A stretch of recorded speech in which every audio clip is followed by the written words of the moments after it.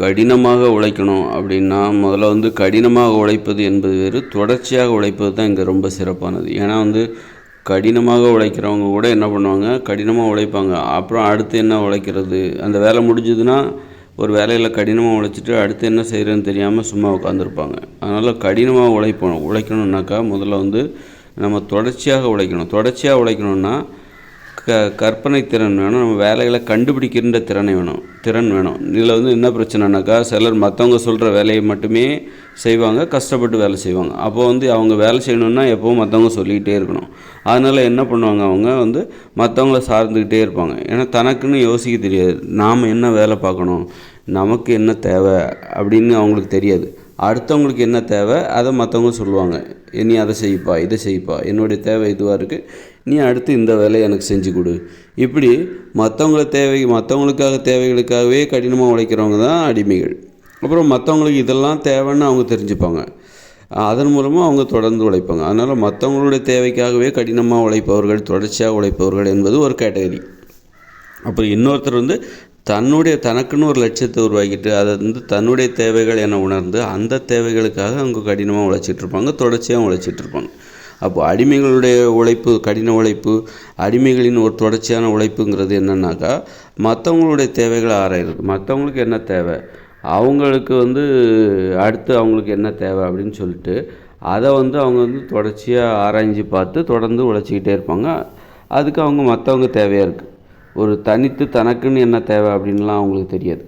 மற்றவங்களோட தேவையை செய்கிறதுல ரொம்ப ஆர்வமாக இருப்பாங்க. அதனால் வந்து என்ன ஆகும் அப்படின்னா, தனக்கு என்ன தேவைன்னே அவங்களுக்கு தெரியாது. அதனால் அவங்களுடைய உடல் நலன் பாதிக்கப்படும். அவங்க வந்து விரைவில் இறந்து போக அது வாய்ப்பாக இருக்குது. நோய் வந்துட்டு அப்புறம் விரைவில் இறந்து போயிடுவாங்க. அதனால் வந்து நமக்கு என்ன தேவை, நமது உடம்புக்கு என்ன தேவை, நமது உடம்புக்கு என்ன பிரச்சனை, நம்ம இப்போ ஆரோக்கியமாக இருந்துகிட்ருக்கோமா, நமக்கு உடம்பில் உள்ள பிரச்சனைக்கு என்ன காரணம் அப்படின்ட்டு நம்ம ஆராயும்போது மற்றவங்க பிடியிலேருந்து நம்ம விடுபட்டு அப்புறமா தான் நம்ம வந்து நமது தேவைகளுக்காக, நமது லட்சியத்திற்காக நம்ம கடினமாக உழைக்கணும். பிறருக்கு உதவி செய்கிறதும் இருக்குது. அதனால் வந்து பிறருடைய தேவைகளுக்காகவே நம்ம கடினமாக உழைக்கக்கூடாது. சரி, அப்படி கடினமாக உழைக்கும்போது என்ன விஷயத்தை நம்ம பார்க்கணும் அப்படின்னா, நாம் வந்து கடினமாக உழைக்கணும், நான் சோம்பேறியாக இருக்கிறேன், நான் வந்து கடினமாக உழைக்கணும், நான் என்ன பண்ணணும் அப்படின்னு கேட்டிங்கனாக்கா அதுக்கு ஒரு வழி என்னன்னாக்கா, முதல்ல வந்து சோம்பேறியாக இருக்கவங்களோட அதிகமாக பழகக்கூடாது, அதிகமாக வந்து நெருங்கி பழகக்கூடாது, அவங்கள்ட்ட வந்து அவங்கள சார்ந்து உதவிகளை எதிர்பார்க்கக்கூடாது. ஏன்னா வந்து எல்லாமே தொத்து வேதி தான். சோம்பேறித்தனமாக இருக்கட்டும், கடின உழைப்பாக இருக்கட்டும், நல்ல பண்புகளாக இருக்கட்டும், கெட்ட பண்புகளாக இருக்கட்டும், இங்கே எல்லாமே தொற்று வியாதி போல தான். நீங்கள் நல்ல பண்புகளை உள்ளவங்கக்கிட்ட பழகுனா அந்த நல்ல பண்பு நம்மக்கிட்ட தொத்திக்கும். நீங்கள் சோம்பேறிகளோட பழகுனா அப்படின்னு நினச்சிங்க, அப்போ வந்து உங்கள்கிட்ட உள்ள உங்களுக்கும் சோம்பேறித்தனம் வந்துடும். ஒரு கொரோனா வைரஸ் எப்படி பரவுது அது மாதிரி தான். அப்போ கொரோனா வைரஸ் பரவாமல் இருக்கணும்னா நம்ம என்ன பண்ணணும், மூக்கு வாயெல்லாம் மூடணும். சில டைமில் மருத்துவர்கள் சொன்னாங்க கண் வழியாக கூட பரவும் அப்படின்னு சொன்னாங்க. அது மாதிரி நம்ம வந்து, ஆனால் இது இந்த சோம்பேறித்தனம் இதெல்லாம் எப்படின்னா தீய பண்புகள் அல்லது நல்ல பண்புகள், இது எல்லாமே எல்லாவற்றின் மூலமாகவும் பரவும், ஐம்புலன்கள் மூலமாகவும் பரவும். நம்ம வந்து சோம்பேறிகளை பார்த்துக்கிட்டே இருக்கோம் அப்படின்னா அந்த சோம்பேறித்தனம் நமக்குள்ளே வந்துடும். சோம்பேறிகளை நம்ம விமர்சித்தாலும் சரி, இப்படி இருக்காத அப்படி இருக்காத, அது ஒரு தற்பாதுகாப்பு. அந்த வியாதி நமக்கு தொற்றிடக்கூடாதுங்கிறதுக்காக நாம் என்ன பண்ணுறோம், அதை வந்து விமர்சிக்கிறோம், குறை சொல்கிறோம். ஆனாலும் அதையே குறை சொல்லிகிட்டே இருந்தால் அந்த தொற்று வியாதி நமக்கு வந்துடும். அதனால் வந்து கடினமாக உழைப்பவர்கள் முதல்ல என்ன பண்ணணுன்னாக்கா, சோம்பேறிகளிடம் வந்து விலகி இருக்கணும். சோம்பேறிகளை ஒன்று அல்லது சோம்பேறிகளோடு இருக்க வேண்டிய நிலை வருதா, அவங்கள மாறலையா, அவங்க மாற மாட்டாங்க அப்படின்னு தெரிஞ்சுதா, அப்புறம் வந்து அவங்கள்ட்டேருந்து விலகிடணும். அந்த மாதிரி நாம் பழகிறவங்க கடின உழைப்பாளிகளாக இருக்கணும், அது ஒரு விஷயம். அப்புறம் நம்ம வந்து ஒரு தொழிலில் உழைக்கிறோம். அப்புறம் கடின உழைப்பில் 2 வகை இருக்குது. என்னென்னாக்கா, தொழிலில் கடினமாக உழைக்கிறது, குடும்பத்திற்கு வந்த பிறகு கடினமாக உழைப்பது. இப்படி 2 குடும்பத்துக்கு வந்தாலும் என்ன பண்ணுறோம், டிவி பார்க்க ஆரம்பிச்சிடுறோம். குடும்பத்துலேயும் நமக்கு நிறைய வேலை இருக்குது. அதாவது தொழில் செய்கிற இடத்த விட்டு வெளியே வந்துட்டதுக்கப்புறம் கடினமாக உழைப்பது, தொழில் நோக்கம் இல்லாமல் கடினமாக உழைப்பது, தொழிலில் கடினமாக உழைப்பது. அப்புறம் தொழில் செய்கிற இடத்த ஆஃபீஸை விட்டு வெளியே வரும், தொழிற்சாலையை விட்டு வெளியே வரும், அதன் பின்பு நாம் எப்படி கடினமாக உழைப்பது, அதை வந்து நம்ம தெரிஞ்சுக்கணும். இப்போ வந்து ஒரு தொழில் செய்கிற இடத்துல வந்து நமக்கு மேலதிகாரி இருப்பாங்க, நமக்கு கீழே உள்ளவங்க இருப்பாங்க. நமக்கு கீழே உள்ளவங்க மேலே நம்ம பரிதாபப்படக்கூடாது, நல்ல கடினமாக வேலை வாங்கணும். அப்போ தான் நாம் கடினமாக உழைக்க முடியும். நம்ம அவங்க மேலே பரிதாபப்பட்டோன்னு வச்சுக்கோங்களேன், ஐயோ பாவம் அவர் என்ன பண்ணுவார், அவரை போய் நம்ம தொந்தரவு பண்ணக்கூடாது, அவருக்கு அந்த வேலை செய்யவே பிடிக்கல, அவர் கஷ்டப்பட்டு வேலை செய்கிறாரு, அவரை போய் ஆனால் அவர் நமக்கு கீழே தான் இருக்கிறாரு. அப்படிங்கும்போது நாம் வந்து அவரை நல்லா வேலை வாங்கணும். அந்த மாதிரி வேலை வாங்கினா தான் தொழிலில் நம்ம வேலை பார்க்கும்போது நமக்கு கீழே வேலை பார்க்குறவங்கள நம்ம நல்லா வேலை வாங்கணும். அப்போ தான் வந்து நமக்கு மேலே உள்ளவங்க நம்மளை கஷ்டப்பட்டு நல்லா வேலை வாங்கினாலும் நம்மளால் வேலை செய்ய முடியும். நமக்கு கீழே உள்ளவங்கள நாம் பரிதாபப்பட்டு அவங்க நம்மளை தப்பாக நினைப்பாங்க அல்லது நம்மளை சபிப்பாங்க. அவங்கள வேலை வாங்கினாக்கா நம்மளை திட்டுவாங்க, மற்றவங்ககிட்ட போய் நம்மளை போய் திட்டுவாங்க, நம்மளை சபிப்பாங்க அப்படின்னு சொல்லிட்டு நாம் அவங்க மேலே பரிதாபப்பட்டோன்னு வச்சுக்கோங்களேன், நாம் சோம்பேறி ஆகிடுவோம். அதனால் வந்து தயவுதாட்சினே இல்லாமல், அதே நேரத்தில் நீங்கள் ஒரு முதலாளியாக இருக்கீங்க, உங்களுக்கு கீழே நிறைய பேர் வேலை பார்க்குறாங்க அப்படின்னா அவங்கள நல்லா வேலை வாங்குங்க. அதாவது நியாயமான காரணங்கள் இல்லாமல் அவங்கள அவங்க மேலே பரிதாபப்படாதீங்க. ஒருத்தர் உடம்பு சரியில்லை விட்டுருங்க, படுத்து தூங்க சொல்லுங்கள், அவரை வேலை செய்ய விடாதீங்க. அப்புறம் கொஞ்சம் ரெஸ்ட் எடுக்கணும், அப்புறம் வேணால் ரெஸ்ட் எடுக்க அனுமதிக்கணும். அப்புறம் வேலை வாங்கும்போது நல்லா வேலை செய்யணும், வேலை வாங்கணும். அதுக்கப்புறம் அவங்களுக்கு நல்ல ஊதியமும் கொடுக்கணும். சும்மா அவங்கள வேலை மட்டும் வாங்கிட்டு அதுக்குள்ளே ஊதியம் கொடுக்காம நிறைய போதுமான அளவுக்கு அவங்க திருப்தியாக நம்ம மகிழ்ச்சியாக வாழ்கிறோம் என்பதற்கு நாம் செய்கிற வேலை தான் காரணம் அப்படிங்கிற உணர்வு அவங்களுக்கு இருக்கணும். அப்போ தான் நீங்கள் அவங்கள கடினமாக வேலை வாங்குவதற்கான ஒரு நியாயமே அங்கே இருக்குது. அதனால் நல்ல வேலை வாங்கணும். வேலை தயவுதாட்சினே பார்க்காம பரிதாபப்படாமல் வேலை பரிதாபப்பட்டீங்க சோம்பேறி ஆகிடுவீங்க. அப்போ நீங்கள் யாரை பார்த்து பரிதாபப்படுவீங்கன்னா சோம்பேறிகளை பார்த்து பரிதாபப்படாதீங்க. நீங்கள் சோம்பேறிகளை அப்போ நீங்கள் அவங்க மாறலை அப்படின்னா வச்சுக்காதீங்க, உங்கள் கண் பார்வையில் வச்சுக்காதீங்க. அதனால் நம்ம கீழே உள்ளவங்க இதில் நல்லா வேலை வாங்கினாக்கா நமக்கு நம்ம விழிப்போடு உழைப்போம். நம்மக்கிட்ட அந்த கடினமாக உழைப்பதற்கான மன உறுதி அதிகமாகும். அதனால் இப்போ ஒரு ஆசிரியர் இருக்கார், மாணவர்களை பார்த்து பரிதாபப்பட்டாருன்னா என்ன ஆகும், ஐயோ அவன் எப்படி இப்போ வீட்டு பாடம் செய்வான், அவனால் எப்படி முடியும் அப்படின்னு சொல்லிட்டுலாம் பரிதாபப்பட்டாக்கா அப்புறம் அந்த ஆசிரியர் தன்னுடைய கடமையை செய்ய முடியாது. அதனால் மாணவர்களை நல்ல வேலை வாங்கணும். பள்ளி நேரங்களில் அப்படி நல்ல வேலை வாங்கி அவங்களுக்கு கற்பித்தலில் நல்ல அவங்களுக்கு கடினமான உழைப்பை மாணவர்களுக்கு கொடுக்கணும். மாணவர்கள் ஒவ்வொருத்தருக்கும் ஆசிரியர்கள் நம்மளை கடினமாக வேலை வாங்குகிறாங்க, ரொம்ப கஷ்டமான நம்ம ஆசிரியர்கள் நமக்கு ஈஸியாக இல்லை, ஆசிரியர்கள் நம்மை கடினமாக வேலை வாங்குகிறவர்களாக மாணவர்களுக்கு அப்போ தான் அந்த உடம்பில் ஒரு பணிவு வரும். நல்ல வேலை வாங்கினா தான் அந்த மாணவர்களுக்கு பணிவு வரும். அல்லது தொழிலாளர்கள் அவங்களும் நல்லா வேலை வாங்கினா தான் நல்ல பணிவு என்பது வரும். தொடர்ச்சியாக சும்மா ஓய்வாக இருக்க விட்டுட்டோம், பேச விட்டுட்டோம், ஜாலியாக இருக்க விட்டுட்டோம் அப்படின்னா அந்த தொழிலாளர்களாக இருந்தாலும் சரி, மாணவர்களாக இருந்தாலும் சரி, அவங்களுக்கு ஒரு நல்ல முன்னேற்றம் ஏற்படாது. அப்போது அந்த கம்பெனி நிறுவனமும் முன்னேறாது, அந்த பள்ளிக்கூடமும் முன்னேறாது. அது மாதிரி அதனால் தயவுதாட்சினே இல்லாமல் வேலை வாங்கணும். அடுத்தால ஒரு குடும்பத்தில் எப்படி வேலை வாங்குறது, குடும்பத்தில் செய்யக்கூடிய வேலை மென்மையான வேலைகள். அங்கே கடினமாகவும் முரட்டுத்தனமாகவும் வேலை பார்க்கக்கூடாது. குடும்பம் என்றாலே அது ஒரு ஓய்வு தான். அங்கே வந்துட்டோமா பொழுதுபோக்குவதில் கடினமாக உழைக்கணும். பொழுதுபோக்குவதில் வீட்டுக்கு வந்துட்டோமா அதுக்கப்புறம் பொழுதுபோக்குவதில் கடினமாக உழைக்கணும். இன்னும் எப்படின்னா 1 மணி நேரம் விளையாட போயிடணும். விளையாட போனால் அம்மா இப்போ விளையாட போகலையா, அந்த அம்மாவோ அல்ல அப்பாவோ என்ன பண்ணணும், பையனை போய் 1 மணி நேரம் விளையாடிட்டு வாடா, விடவே கூடாது. இல்லைம்மா நான் கொஞ்ச நேரம் படுத்து தூங்குறேன், அதனால் போயிட்டு நீ தூங்குவதற்கு ஒரு நேரத்தை ஒதுக்கணும். அப்புறம் வந்த பிறகு ஏதாவது வாங்க உட்காந்து ஏதாவது பேசலாம். அப்புறம் வீட்டு பிரச்சனைகளை பேசி வீட்டு பிரச்சனைகளை அனைவரையும் உட்கார வச்சு பேசணும். பேசி இந்த மாதிரி முடிவு எடுத்திருக்கோம், இந்த மாதிரி அடுத்து நம்ம பண்ண போகிறோம், இதில் உங்களுடைய கருத்து என்ன, அடுத்து எல்லோரும் சேர்ந்து இன்றைக்கி நம்ம சமைக்கலாம், அவங்கவுங்க உணவை அவங்கவுங்களே தான் சமைக்கணும். அப்புறம் அதை எல்லாத்தையும் எடுத்துகிட்டு ஒன்று பகிர்ந்து உண்ணணும். சில உணவுகளை சில உணவுகள் எல்லாருக்குமே பிடிச்சிருக்கு அப்படின்னா அதை எல்லாருமே சேர்ந்து சமைக்கலாம். அப்படி சமைக்கும்போது அந்த மாதிரி ஒரு வீட்டில் இருக்கிற நேரத்தை தொடர்ச்சியாக திட்டமிடுவாங்க. உடற்பயிற்சி செய்யலாம், ஒரு குடும்பத்தோடு ஒட்டுமொத்தமாக உடற்பயிற்சி செய்யலாம், இப்படி ஒற்றுமையாக அவங்க செய்யலாம்.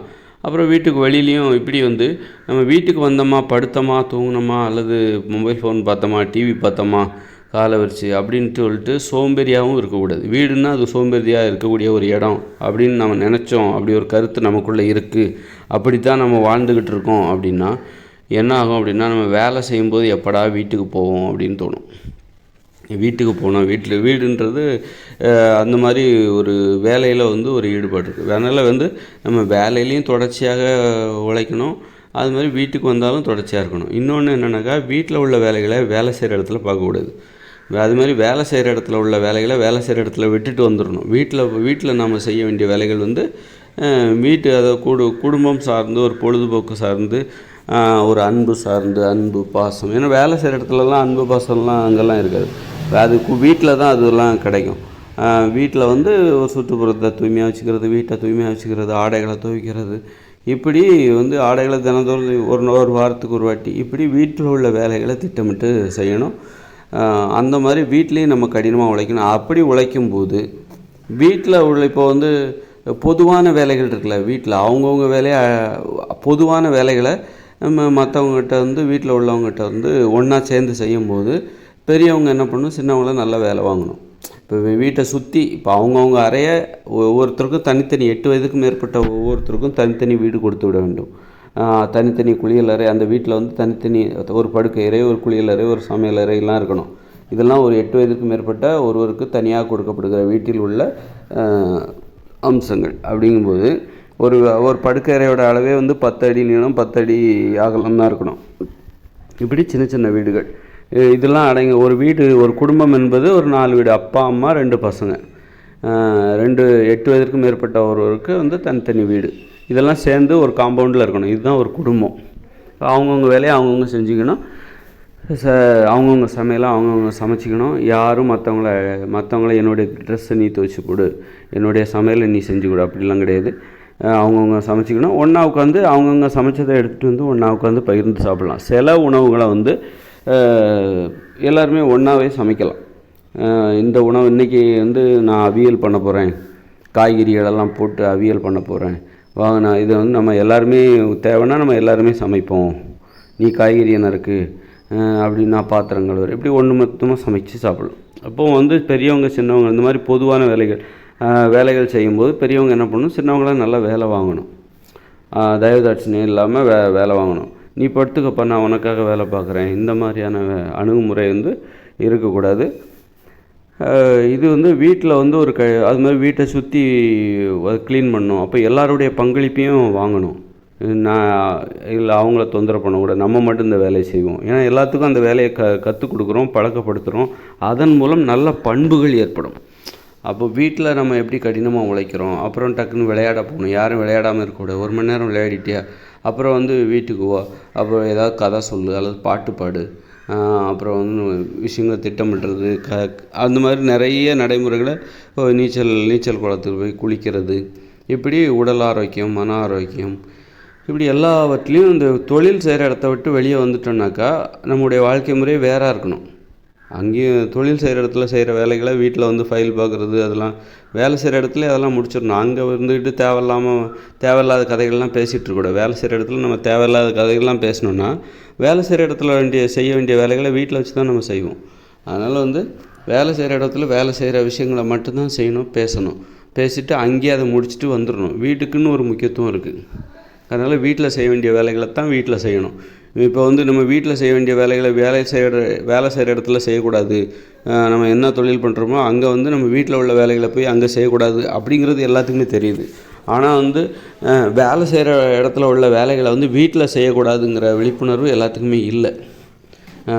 ஏன்னா வீடுங்கிறத வந்து ஒரு மாதிரி அந்தளவுக்கு முக்கியத்துவம் கொடுக்கல. அது வந்து அந்தளவுக்கு முக்கியத்துவம் நிறைந்த ஒன்று இல்லை. அங்கே வந்து வீட்டில் வந்து நம்ம ஒரு குடும்பமாக நாம் வந்து எந்த சிறப்பான செயலையும் நாம் செய்ய போகிறதில்ல. அது வந்து அந்தளவுக்கு முக்கியத்துவம் வாய்ந்த ஒரு இடம் இல்லை. வீடுன்னா சும்மா படுத்து தூங்குகிற ஒரு இடம், வேலைக்கு சாப்பாடும் சாப்பிட்டுட்டு படுத்து தூங்குகிற ஒரு இடம். அந்த அளவுக்கு தான் வீட்டுக்கு, அதாவது ஒரு குடும்ப நிகழ்வுகளுக்கு நாம் வந்து அந்த அளவுக்கு தான் முக்கியத்துவம் கொடுத்து வச்சுருக்கோம். குடும்பமாக இருந்து நாம் எப்படி ஒரு ஆக்கப்பூர்வமான வேலைகளை திட்டமிடணும், செய்யணும். ஒரு குடும்பத்தில் நடைபெறக்கூடிய ஆக்கப்பூர்வமான வேலை என்னவா இருக்கும் அப்படிங்கிறது நிறைய பேருக்கு தெரில. ஒரு குடும்பமாக இருக்கும்போது அங்கே என்ன வேலைகளை நம்ம தொடர்ச்சியாக செய்யணும். கடினமாக வீட்டுக்கு வந்துட்டோம், தொழில் செய்ய உடனே வீட்டுக்கு வந்தாலும் இப்போ பள்ளிக்கூடத்துக்கு போய் படிக்கிறாங்களா பசங்க, வீட்டுக்கு வந்தாலும் அதே புத்தகத்தை தூக்கிட்டு வராங்க. ஏன் மூட்டையாக புத்தகத்தை தூக்கிட்டு வராங்க? இப்போ நிறைய பசங்களை பார்த்திங்கன்னா அந்த மாதிரி மூட்டையாக புத்தகத்தை தூக்கிட்டு வர்றது கிடையாது, ஸ்கூல்லே வச்சிடுறது. அவங்க ஸ்கூல்லே வச்சிடுறாங்க. அப்போது காரணம் என்னன்னாக்கா, அது அவங்களுக்கே ஒரு உளவியல் ரீதியாக அது ஸ்கூலில் செய்ய வேண்டிய வேலை தான் அப்படிங்கிறத ஒரு காரணமாக இருக்கலாம். வீட்டில் வச்சு அதை செய்யக்கூடாது, வீட்டில் வச்சு அதை செய்யவும் விரும்ப மாட்டாங்க. வீட்டில் அது ஒரு நம்ம வற்புறுத்தலின் பேரில் தொடர்ந்து அப்புறம் அந்த மாதிரி ஏதாவது டார்ச்சர் கொடுக்குறதுனால மாணவர்கள் அந்த வேலையை வீட்டில் செய்வாங்க. அப்போ இன்னொன்று அது பெரிய மூட்டையாக இருக்குது, மூட்டையை தூக்கிட்டு வீட்டுக்கு வரணும். அதனால் பள்ளிக்கூடத்துலேயே புத்தகத்தை வச்சுட்டு வர்ற வழக்கம் நிறைய இந்த அரசு பள்ளிகளில் இருக்குது. இருந்தாலும் அது சரியானது தான். பள்ளிகளிலே புத்தகத்தை வச்சுட்டு வந்துடணும், பள்ளிகளிலே அந்த வேலையை முடிச்சுட்டு வந்துடணும். வீடுன்னா அது வேறு. பள்ளிக்கும் பள்ளி புத்தகங்களை ஏன் வீட்டில் வச்சு பண்ணக்கூடாதுன்னா, பள்ளிகள் என்பது என்னென்னாக்கா அது ஒரு தொழில் நடைமுறை, ஒரு தொழிலுக்கான ஆரம்பகட்ட பயிற்சி தான். பள்ளிக்கூடத்தில் படித்தா தான் நீ நாளைக்கு ஒரு தொழில் செய்ய முடியும். அதோட தொடர்ச்சி தான் நீ ஒரு தொழில். நீ ப்ளஸ் டூவில் என்ன படிப்பு படிக்கிற அதை வச்சு தான் உனக்கு காலேஜில் இடம் கொடுப்பாங்க. காலேஜில் என்ன படித்து அதை வச்சு தான் உனக்கு ஒரு வேலை கொடுப்பாங்க. 10th முடித்தா தான் ப்ளஸ் 2 படிக்க முடியும். 9th 6th 8th படித்தா தான் உனக்கு 10th படிக்க முடியும். இதெல்லாத்தையோட தொடர்ச்சி கடைசியிலே ஒரு வேலை. நீ எதுவுமே நான் ப்ளஸ் 2 படிக்கலை, பள்ளிக்கூடத்துலேயே படிக்கலை, நான் ஒரு தொழில் செய்யணும் அப்படின்னா அவங்கள யாரும் எந்த காலேஜ்லேயும் சேர்த்துக்க மாட்டாங்க, எந்த வேலையிலையும் சேர்த்துக்க மாட்டாங்க. அதனால் பள்ளிக்கூடங்கிறது அது நிறைய பேத்துக்கு பள்ளிக்கூடம்னா என்னன்னே தெரிய மாட்டேங்குது. அது ஒரு தொழிற்பயிற்சி நிலையம்தான். தொழில் செய்வதற்கான ஒரு ஆரம்பகட்ட பயிற்சி நிலையம், அவ்வளோதான். அப்போ அங்கே தொழில் செய்கிற இடத்துல என்னென்ன கட்டுப்பாடுகள் இருக்கணும் அதுதான் பள்ளிக்கூடத்துலேயும் இருக்கணும். அதனால் பள்ளிக்கூடத்தை சரியாக புரிஞ்சுக்கிட்டாலே பள்ளிக்கூடத்து புஸ்தகங்களை நம்ம வீட்டுக்கு எடுத்துலாம் வரக்கூடாது. வீட்டில் செய்ய வேண்டிய வேலைகள் நிறைய இருக்குது. அதுதான் நம்மளை உடல் ஆரோக்கியத்தை ஏற்படுத்தும். வீட்டிலே என்ன பண்ணுறாங்க, காலங்காத்தில் 4 மணிக்கு எழுப்பி புத்தகம், அப்புறம் டியூஷன், ஒவ்வொரு பாடத்துக்கும் ஒவ்வொரு டியூஷன், இப்படி மக்கள் ரொம்ப அவஸ்தைப்பட்டுருக்காங்க. எதுக்கு இந்த மாதிரி வாழ்க்கையே மனித வாழ்க்கையே ரொம்ப கடினமாக மாறிவிட்ட ஒரு காலகட்டத்தில் தான் நாம் வாழ்ந்து கொண்டிருக்கிறோம். அதனால் கடினமாக உழைப்பதற்கான 2 வழிமுறை. ஒன்று, தொழிலில் எப்படி கடினமாக நமக்கு கீழே உள்ளவங்களாம் நாம் தயவு அச்சன் இல்லாமல் பரிதாபப்படாமல் நல்லா வேலை வாங்கணும். அவருடைய உரிமைகளையும் நம்ம மறுக்கக்கூடாது. உரிமைகளை மறுத்துவிட்டு நாம் அவர்களை கடினமாக வேலை வாங்கினால் அதற்கு ஒத்தடிமை என்று பேர். அவர்கள் மீது பரிதாபப்பட்டு அவர்களை சோம்பேறியாக இருக்க அனுமதித்தால், பொழுதுபோக்கு அனுமதித்தால், வேலை செய்கிற இடத்தில் பொழுதுபோக்கு அனுமதித்தால்னு வச்சுக்கோங்க, அப்போ நாமளும் சோம்பேறி ஆகிடுவோம். அதே விளக்கம் நமக்கும் வந்துடும். அது மாதிரி வீட்டுக்கு வந்தால் வீட்டில் என்ன நடைமுறை முதல்ல அதே தொழில் செய்கிற இடத்துல இங்கேயும் செய்யக்கூடாது, வீட்டுக்கும் செய்யக்கூடாது. தொழில் செய்கிற இடத்துல உள்ள ஃபைலெல்லாம் வீட்டுக்கு தூக்கிட்டு அதை பார்த்துட்ருக்கு. வீட்டில் நம்ம என்ன செய்யணும், ஒரு ஒத்துமையாக இருந்து அந்த எப்படி மகிழ்ச்சியாக வாழ்வது அதெல்லாம் நம்ம தெரிஞ்சுக்கிட்டு அதுக்கு தந்தார்புண்டு இப்போ வீட்டில் செய்யக்கூடிய நடைமுறைகள், உடற்பயிற்சி செய்கிறது, உணவை தயார் செய்கிறது, ஆடைகளை தூய்மை செய்கிறது, வீட்டை தூய்மை செய்கிறது, சுற்றுப்புறத்தை தூய்மை செய்வது, அப்புறம் விளையாடுவதற்காக நேரம் ஒதுக்குவது, அப்புறம் உட்காந்து கதை பேசுவது, பாடல் பாடுவது. அது எவ்வளோ ஜாலியாக இருக்கும். ஒரு வீட்டில் ஒரு 4 பேர் இருக்காங்க, 5 பேர் ஒன்றா உட்காந்து கதை பேசுகிற, நீ ஒரு பாட்டு பாடுவதற்கு ஒரு குறிப்பிட்ட நேரம், ஓவியம் வரையலாம், நம்ம எல்லோரும் சேர்ந்து ஓவியம் வரையலாம் அப்படின்னு சொல்லிட்டு ஓவியம் வரைவதற்கு டெய்லி ஒரு 20 நிமிஷம், இப்படி கதை சொல்லு, நீ ஆளுக்கு ஒரு கதை சொல்லு, தினமும் ஆளுக்கு ஒரு கதை சொல்லணும். ஒரு 10 நிமிஷம் கதை சொல்லுங்கள், அதாவது 5 நிமிஷம் ஒரு குட்டி கதை சொல்லுங்கள்,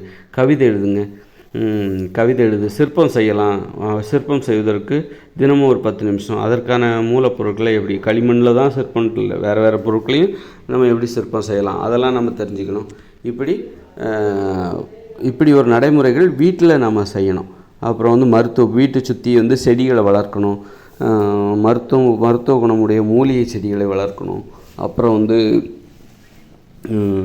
இப்படி நிறைய விஷயங்களை நம்ம உடல் ஆரோக்கியம் குறித்து விவாதிப்பது, வீட்டில் உள்ள பிரச்சனைகளில் ஒருத்தரோட கருத்து என்ன, வீட்டில் ஒரு மீட்டிங் போடணும், வாரந்தோறும் ஒரு மீட்டிங் போடணும். எப்படி வேலை செய்கிற இடத்துல மீட்டிங் போடுறாங்க அதே மாதிரி வீட்லேயும் நம்ம மீட்டிங் போட்டு வீட்டில் உள்ள பிரச்சனைகளை பேசணும், வீட்டில் உள்ள ஒவ்வொருத்தருடைய கருத்தை கேட்கணும். ஏன்னா வீட்டில் ஒவ்வொருத்தருக்கும் ஒவ்வொரு கருத்து இருக்குது, ஒவ்வொரு பிரச்சனை இல்லை. ஆனால் கூடி பேசி ஒருத்தர் கருத்தை இன்னொருத்தர்கிட்ட இயல்பாக சொல்வதற்கான அந்த வாய்ப்பு நிறைவேற்று கிடைக்காது. அதனால் வீடு முன்னேறாமல் இருக்குது. எங்கே மீட்டிங்கிறது வேலை செய்கிற இடத்துல அடிக்கடி மீட்டிங் போட்டால் தான் அந்த வேலை செய்கிற இடம் முன்னேறும். நம்ம ஸ்கூலாக இருக்கட்டும், அல்லது வந்து காலேஜாக இருக்கட்டும், அல்லது வந்து தொழிற்சாலையாக இருக்கட்டும், அலுவலகமாக இருக்கட்டும், அங்கே உள்ளவர்களை ஒன்றிணைத்து அடிக்கடி மீட்டிங் போட்டால் தான் சந்திப்பு நிகழ்த்தி ஒவ்வொருத்தரோட கருத்தை கேட்குறது, கருத்தை சொல்கிறது, திட்டமிடுதல் எல்லாம் நடக்கும்போது தான் அந்த நிறுவனமோ தொழிற்சாலையோ பள்ளிக்கூடமோ கல்லூரியோ முன்னேறும். அதே மாதிரி தான் வீடும் முன்னேறணும் அப்படின்னா வீட்டில் உள்ளவங்க எல்லோரும் வாரந்தோறும் ஒரு நாள் கண்டிப்பாக மீட்டிங் போடணும். ஞாயிற்றுக்கிழமைனா இன்றைக்கி மீட்டிங் அப்படிங்கிற மீட்டிங் இருக்குது. அப்போ எல்லோரும் வாங்க ஒன்று கூடி உட்காந்து பேசுவோம், பிரச்சனைகளை பேசிவிட்டு அதன் மூலம் ஒவ்வொருத்தரோட கருத்து, ஒவ்வொரு விஷயங்களும் இப்படி பண்ணலாம், அந்த இடத்துல தண்ணி இந்த மாதிரி செலவாகுது, ஹீட்ரு போட்டுடுறாங்க, அது வந்து சுவிட்சு போட்டு குளித்து முடிச்சுட்டு அவங்க பாட்டு போயிடுறாங்க, அது ஆன்லேயே இருக்குது, இதனால் கரண்ட்டு பில் அதிகரிக்குது, அந்த பிரச்சனையை எப்படி தவிர்ப்பது, இந்த தவறை யார் செய்கிறாங்க அப்படின்னு சொல்லிவிட்டு அதை எப்படி தவிர்ப்பது, அப்படி இந்த மாதிரி வீட்டில் நிறைய விஷயங்கள் வந்து இருக்கும். அதெல்லாம் ஒன்றா கூடி பேசி அதற்கு ஒரு முக்கியத்துவம் கொடுத்து அப்போ தான் அந்த வீடு முன்னேறும் தவிர, அந்த வீட்டில் மகிழ்ச்சி இருக்குமே தவிர, அந்த வீடு முக்கியத்துவம் நிறைந்தது அப்படிங்கிற ஒரு உணர்வு நமக்கு ஏற்படும். அதனால் இப்படி கடினமாக உழைப்பதற்கான வழிமுறைகளை நாம் முதல்ல தெரிஞ்சுக்கணும். அப்போ தான் நம்ம வந்து முறைப்படுத்தணும்.